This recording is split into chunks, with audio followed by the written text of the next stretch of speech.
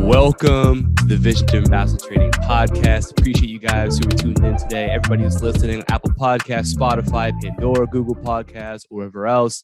And everybody right now who's watching on YouTube, shout out to all of you guys. Today I have a very special guest that I'm sure a lot of you guys are aware of, a guy that I'm extremely excited to have on, Tyler Leclerc from Massachusetts, wears a bunch of different hats, does a bunch of different things. And I'll let him kind of give you some more of a background, but just kind of initially, Tyler is one of the bigger guys on social media when it comes to training, especially over the past year with Mastery Hoops. And I know for me, like we'll talk more about Mastery Hoops for sure, but it's been one of the biggest resources for me in terms of getting better as a trainer.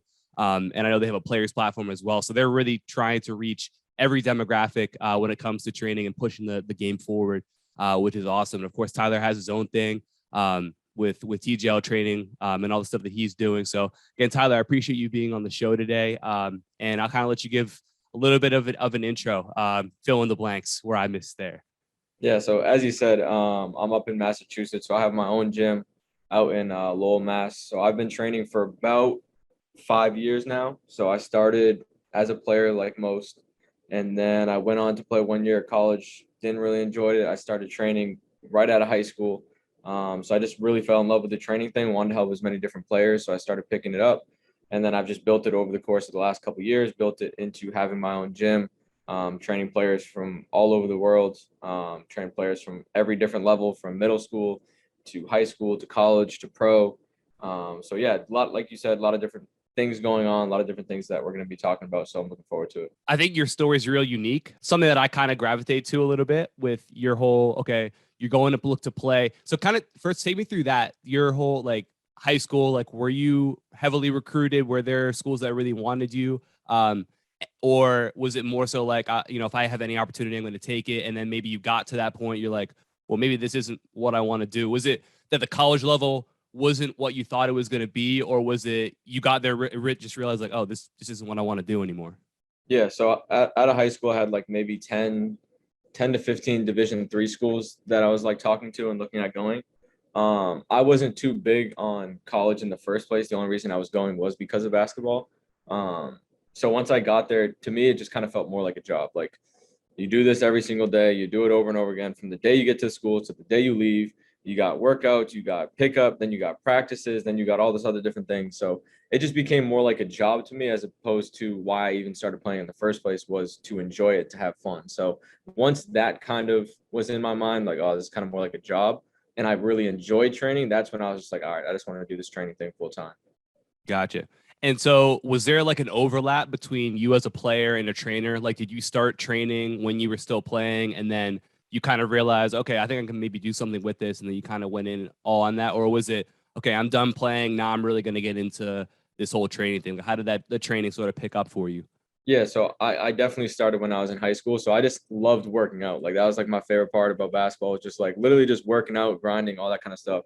And then I actually started training one of my buddies who was a freshman when I was a junior. So I just wanted to see him get better. So I just started, hey, you're going to come to the gym with me. We're going to go lift. So I started teaching him that kind of stuff. Then I was like, hey, you're going to come work out with me. So he was working out with me. Then I was teaching him things. And then it got to the point where I was like, all right, I'm just going to work you out as opposed to me working out with you. And then that's kind of where my training journey started. And that's where I started to really enjoy helping players see results. And then I had another year in high school, so I was still kind of doing the same thing. And then when I got to college, it was more of me training other people as opposed to like people training with me and just trying to help other people. Gotcha. So then at that point, when you're done playing, what does your journey kind of look like as a trainer from that point to where you are now? So I finished school in May of 2018. And then a couple days later, I was working at golf course really full time. And then I was training part time. So I was actually sneaking into gyms. I was driving all over the place, training different people. So that was a grind in that respect. But yeah, I was working at the golf course like 30, 40 hours a week. And then I would go and train 20 hours a week. So I was all over the place, training a bunch of different people. Like I said, sneaking into gyms. And then slowly over time, okay, I found a solid gym that I can use. I was paying for core time, and I was just slowly building up my clientele. And it was just super, super consistent. Like at first it was like 10 hours a week, and then slowly built it up to 20. And then I increased my prices. Then I was doing 30 hours a week. And then that's pretty much when COVID hit. And then I was like, you know what, I kind of want to get my own gym. So that's when that search started. And then I got my own gym about a year and a half ago. And then I've been doing this ever since. So Yeah. Yeah. No, that's awesome. And you're what, 22, 23? 23. 23. Okay, yeah. That was one thing that kind of referring to the conference, the Master Hoops conference from back in October. I was there with my guy Danny Cooper, who I know you know Danny, right? Yeah.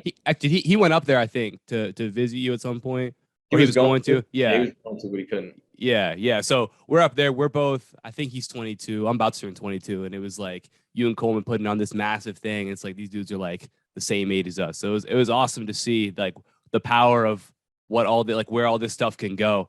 You know, I think that I kind of want to approach this from both a trainer's perspective, but also players as well. I have a really good mix, I know, who listen. I get messages from trainers and coaches and players and say, hey, I love your podcast. So I try and find ways to add value to every demographic I can. When we look at it from just a trainer's perspective, how would you say you've improved? Like, what are some of the resources that you would say have kind of pushed you forward in terms of your ability to train? Like, obviously through experience, you get it. But when it comes to like books or research or people that you listen to, what is kind of the process going from, okay, you know what, I'm a trainer to listen, I can charge more for this. I feel like I can give more value to players. How did that whole sort of process, like what was that journey like for you when it comes to getting better at your craft? So for me, I try to be real systematic with how I went about improving. So I think for being a trainer, there's a lot of different aspects you need to get good at. One of them being communication, one of them being understanding the game. Another one is understanding how to actually get results. And then another one's just business. So I looked at it, okay, there's like 4 main pillars that I need to get better at. How am I going to do that?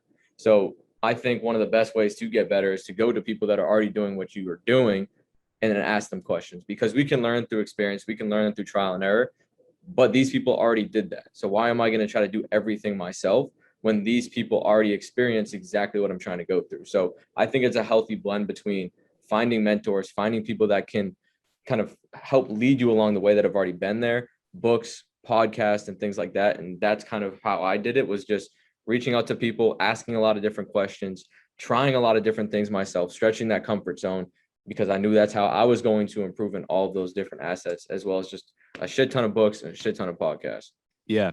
So kind of going along with that, when it comes to there's so much that you guys talk about, and I'm saying you guys, you and Coleman with Master Hoops, and you with your own stuff as well. When it comes to different aspects of training or coaching, or helping players learn, whether it could be like external versus internal cueing, or it could be block versus variable, or whatever. What would you say would be some key things that maybe a lot of trainers don't understand right now when it comes to actually helping their players get better, or just things that you say in general, like, okay, these are like 3 things, like you have to know these things, like you have to have a good grasp on these areas? Yeah, I mean, I think the biggest thing that's lacking in training is just skill acquisition, like, and just like us being teachers in general. Like, you wouldn't, to be a teacher in a school system, you have to go through a process. You have to go to school to be a teacher. To be a trainer, there's nothing, right? You can just know basketball and people think you know how to teach.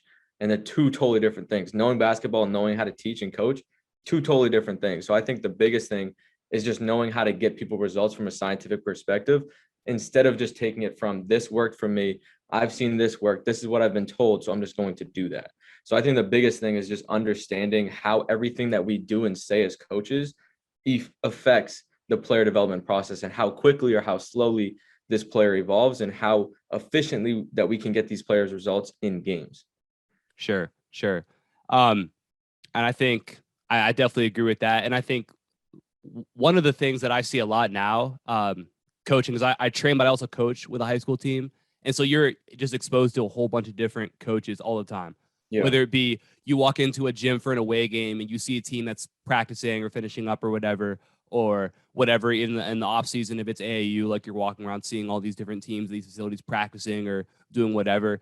And you see it, like you see the same stuff where it's like, oh yeah, you'll see okay, hey, this is what we did because I did it, or I'm looking at something being done and I'm like, there's so many better ways to do it, but it's like we feel like what was said in the 1980s, the 1990s, 2000s, like that's where we've got to stop. Like that's where like they figured it out then. There's no way to improve on any sort of thing. And it's almost like basketball training. And I even would compare it to like other sport, like baseball. To me, I was talking about this a couple weeks ago. I did an episode on internal versus external focus, and Yeah. like with baseball, like so many of the cues are externally focused. Where it's like, okay, squash the bug under your foot, or it's show the pitcher your belt buckle, or like whatever. There was all these different ones when I looked up like baseball cues. It was like everything was external, and I was like, when I played baseball when I was like 9 years old, I still remember some of these. Yeah. And then you compare that to basketball, where everything's internal. Like almost everything. Okay, it's like, okay, you got to snap your wrist, you got to make sure you fully extend your elbow, and it's not necessarily that like you can never do that, but it's like baseball. It's almost found a way where I haven't played baseball since then, but I remember those cues, Yeah. and I think that says a lot right there. But it's like with basketball, it's almost we're kind of stuck. It feels like even in comparison to different sports, weightlifting was another one. But I think with that's kind of one aspect, but also like when you look at skill acquisition, it's like there's all this science out there, and there's not a ton of coaches out there who are like diving into that. Yeah. You know? Yeah. I think the biggest thing to like sum that point up is like, especially in basketball, people think because it worked that we should keep doing it. But it's like, to what degree did it work? Is there a better way to do it? And I don't think that enough coaches really explore that. Like, oh, I can do the mic and drill and it helps players get better. But could I do something else in that same amount of time that's going to help them get 25% better than if I was to do the mic and drill?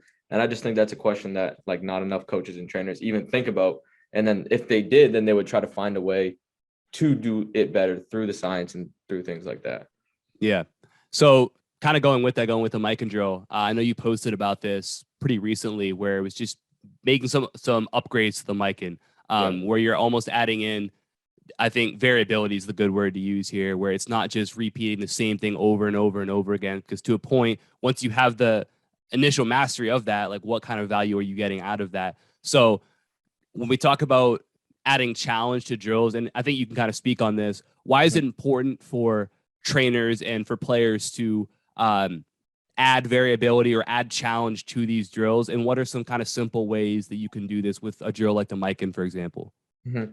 So I think the common misconception is that we want to rep something until you don't even have to think about it anymore. But once you get to that point, you're not going to see any more improvement, like you said, because there's no struggle. So when we struggle, that's when we can actually build a skill. So if, say, you're doing the mic and drill and you can already make 25 out of 25, you're not doing absolutely anything in terms of getting better because there's no struggle presented. So that's something that we talk about all the time with Mastery Hoops, is like, how can we improve drills by adding ways to make it tough, right? And I think one of the easiest ways to do that is just a bunch of different constraints.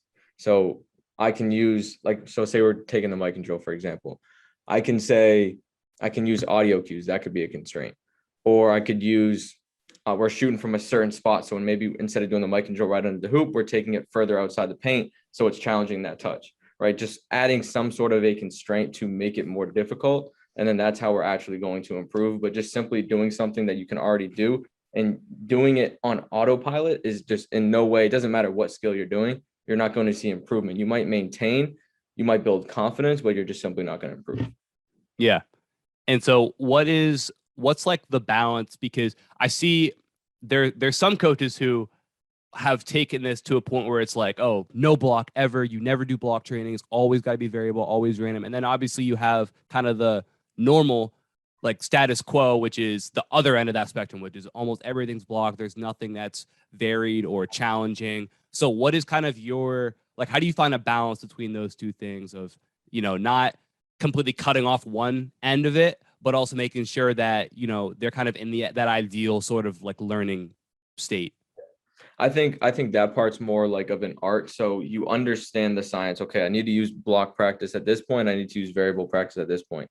And then that's the art of training, is being able to, at the right times, implement the right amount of challenge. So if I start with block shooting, say, for example, and it's too easy, I might add one layer of variability where, okay, they're moving spots every single time. If that's still too easy, just add another layer of variability to that. Maybe I'm going to go jump shot and then floater. And then if they really struggle with that, that's kind of that sweet spot where it's difficult, but not too difficult. I'm going to stay in that zone. And then again, if it becomes too easy, we stretch it even more. So we just want to operate as much as we can if we're looking for improvement in that optimal zone of improvement where it's not too easy where they go on autopilot and they're not thinking, but it's not too difficult where they're failing every single rep and they just get frustrated. Yeah. Yeah. I think that's so big, and it varies a little bit. And I think one thing that we'll touch on that I think you do well is you come up with a lot of ways to work on different things that you might like. I'll see stuff that you put out and I'm like, oh, I never thought of that, but that's phenomenal. And so a lot of times, and I think it might have been a video that you guys posted on Master Who's where you were talking about with groups how to like add constraints for different players. You can make things, you can do the same exact drill for 3 or 4 different players, and you might have one player who's got to work on this, one player's got to work on that. And so you might think to yourself, okay, how can we do the same drill if this player is strong in that area, that player's weak in that area, and they both need to work on 2 different things? Well, I'll tell that player, hey, you can only score when you go left. Yep. Like if you go right, you get the ball back, score, you stay, but you don't get a point for it. So now they have to, there's a constraint to force them to work on something they may be weak at. Whereas maybe you have a player who, is super strong around the basket. So you say, listen, you only can score points from 3 or in the mid range. And then there's just ways for you to be able to add in constraints that way. And that was something that I know you guys talked about a little bit. And kind of going with that, this whole kind of what I mentioned right there. What's kind of your process for, because like I said, there's a lot of times where, you'll come up with drills, with the mic and drill, for example, where it's kind of like building on that. What's your kind of process for coming up with or almost like creativity, I could say, for coming up with those different sorts of drills, and finding ways to work on those different things in probably a more optimal way than what's usually done? Mm-hmm. So I think with any drill creation, it's just like a reverse engineer process. So I'm not going to do a drill because I want to use a drill. I'm going to start with the problem. What's the problem? Okay, a player needs to work on this. So I'm just going to try to reverse engineer a drill. What's the best environment that I can put this player in, or what's the best situation that I can put this player in? So that way they have to solve that problem. So a quick example could be like, all right, say they need to work on their underhand layups or their touch or something. I might put a constraint on the environment where you have to jump from this spot. So it puts you in a position where you have to solve the problem of using your underhand layup. And it's going to, as long as it presents the right amount of challenge, we're working on the key component, and it's as game-like as we can possibly make it, depending on the situation. If I have defenders or if it's an individual session, that might look completely different.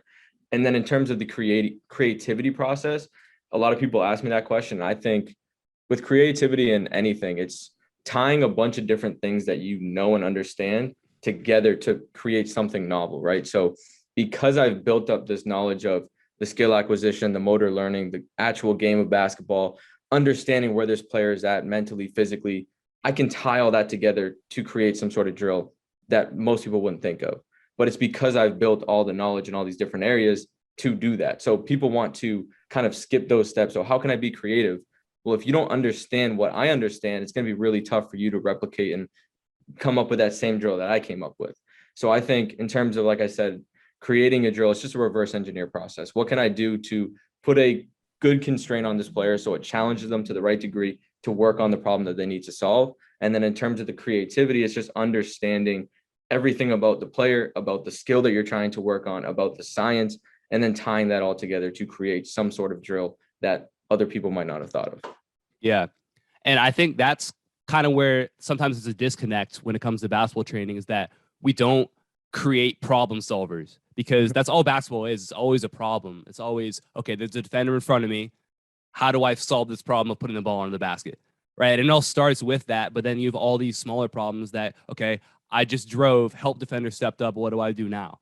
And when we don't put players in a position to actually learn how to be problem solvers, then you might have like the physical ability to go out and do that. But when it comes to actually you being able to do that within the context of, okay, now there's something that I might not have seen exactly before, then you're completely thrown off and you have no chance of actually being successful. So the one thing that like I'll say sometimes throughout workouts is just like, listen, we might do some drill that they might be like, okay, this is kind of weird, but it's like, this might be like, you might not do this exact sequence in the context of a game.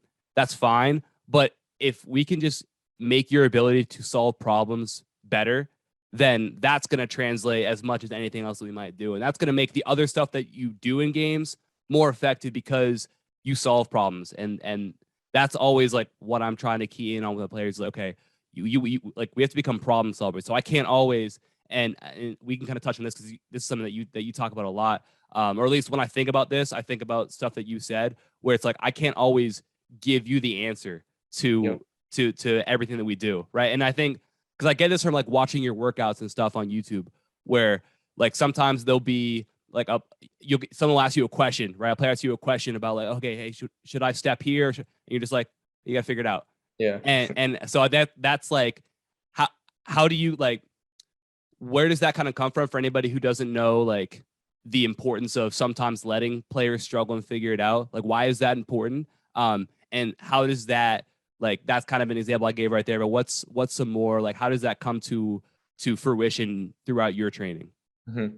So like you said, like basketball is just a huge game of problem solving, right? So if we're constantly putting players in a box, telling them what to do, we eliminate that problem solving ability. So like you said, just constantly allowing players to solve problems in workouts. And I think one of the big reasons why in a lot of my workouts where I might say something to one player and another player completely different. So say I try to put them in the same box and do the same exact move in the same exact scenario.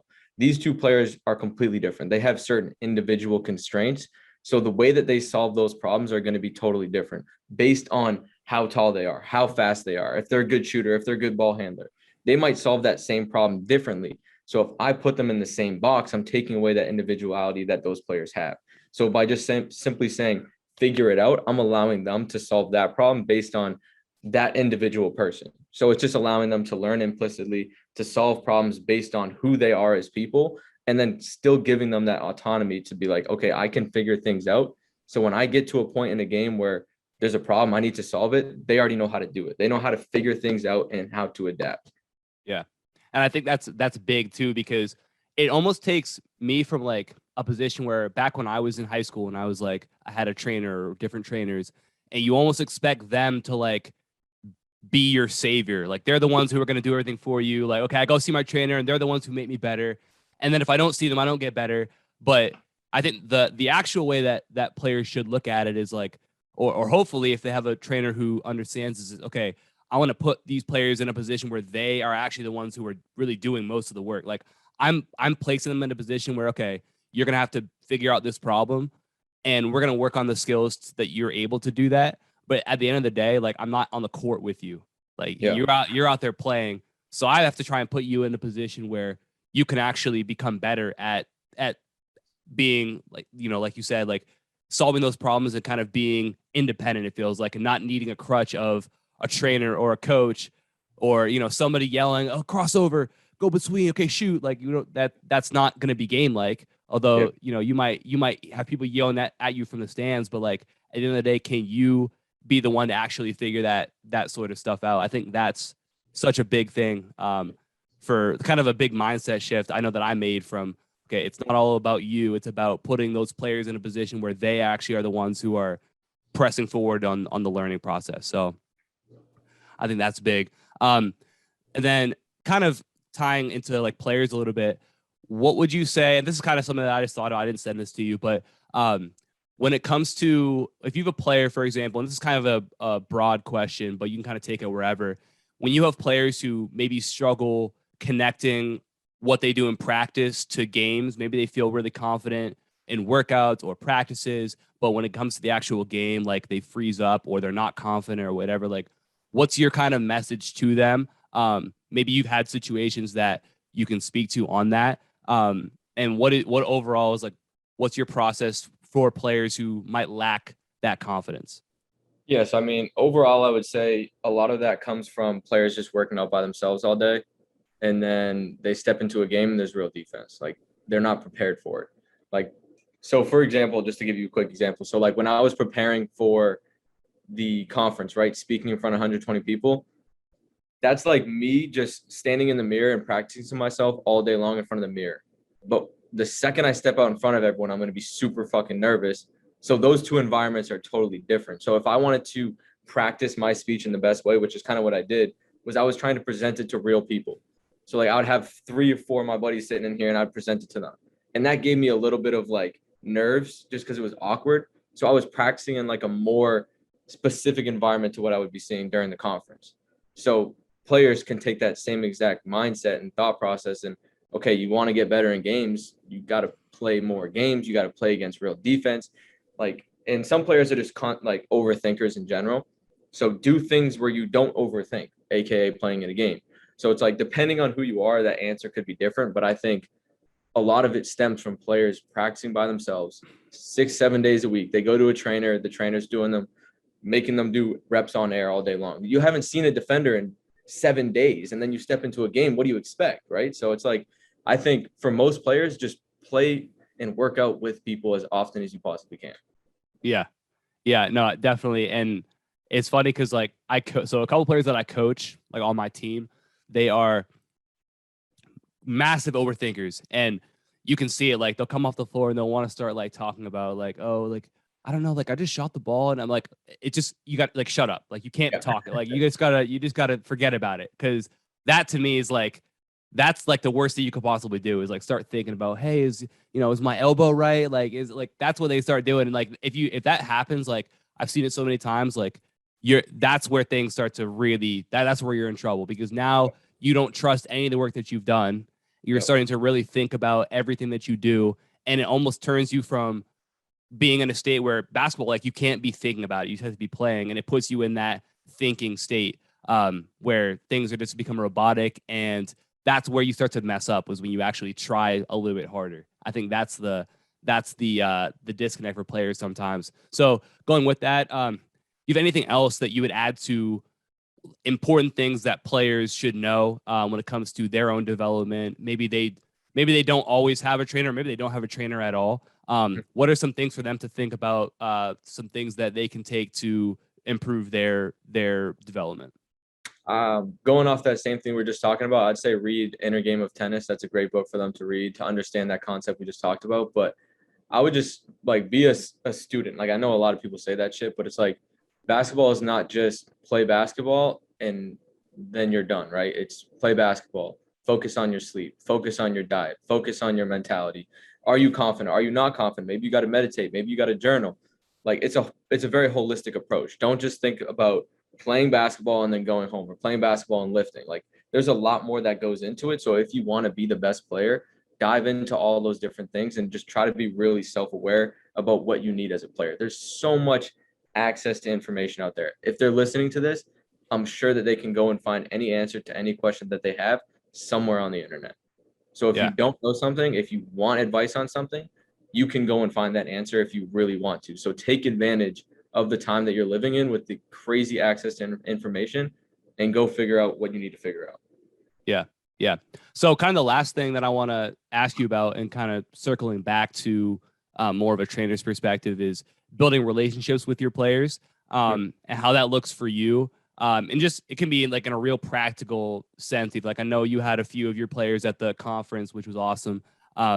But what is your, like, how do you kind of go about building relationships with players? How does your kind of training environment foster that? And I know, for example, like one thing that I saw you did was you had your board over the summer where you're keeping track of like wins and losses throughout the summer. Okay, who won the day?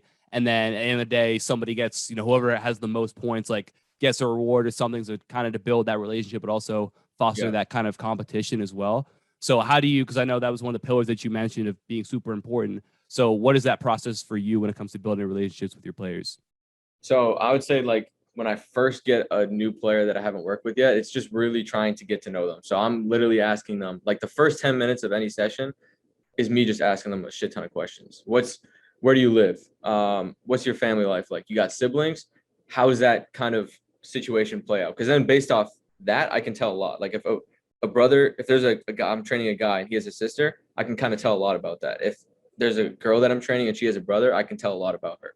And then I might say, okay, what other sports do you play?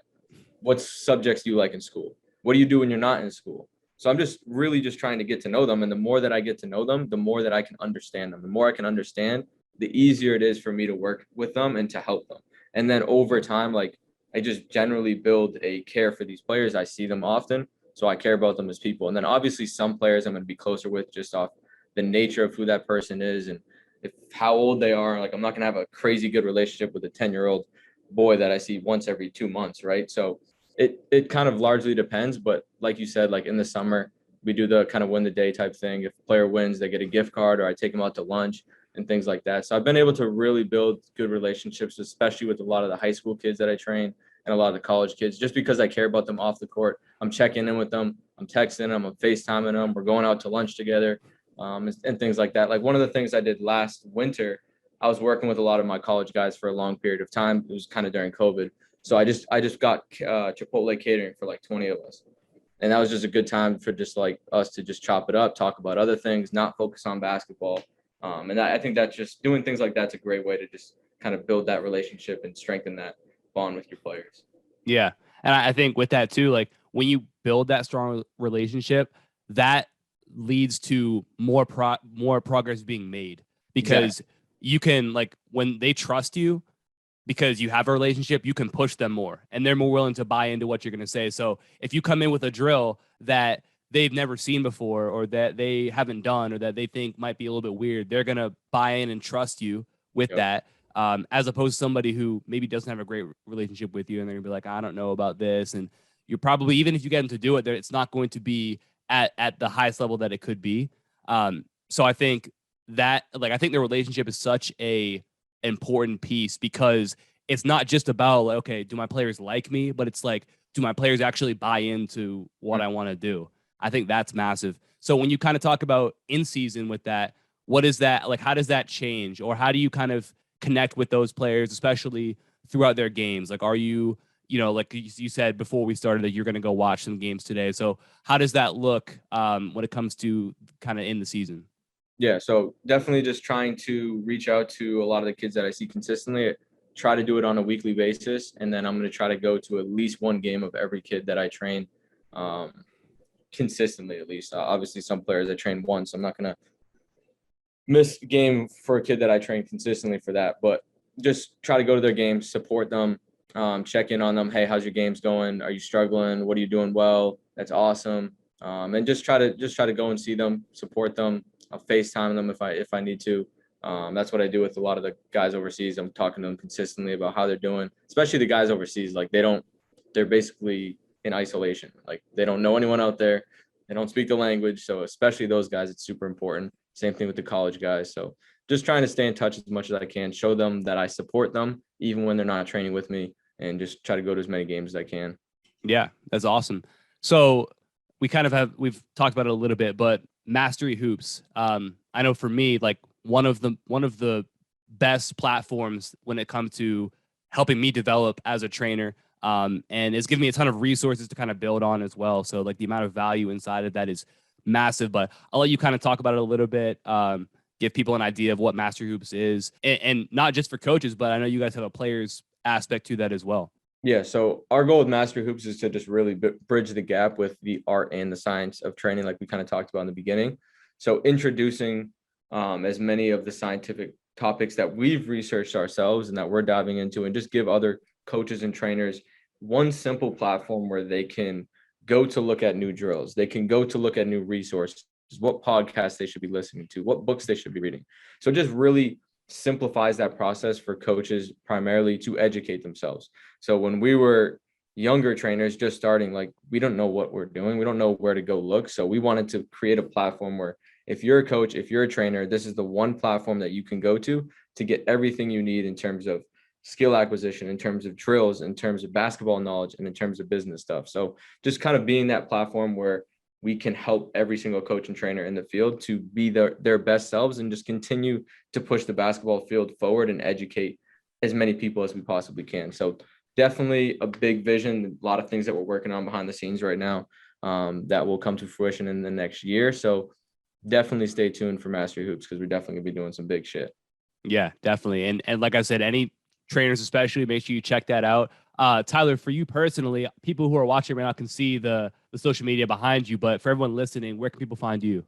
Instagram, TJL Training, Twitter, TJL Training, or YouTube's just my name. So Tyler Leclerc. Can hit me on there. Any questions you guys got, I always answer DMs, emails, things like that. So, all right. Yeah. And I'll have all that stuff linked below in the description of both of these as well. So Tyler, I really appreciate you coming on, man, sharing your knowledge, sharing your time with everybody. And hopefully this gave some value for trainers and coaches and players out there as well. Everybody who's listening right now, thank you guys. Apple Podcasts, Spotify, you guys on Apple Podcasts right now, do me a favor, leave a review. Let me know what you think. You have any questions for me, any suggestions?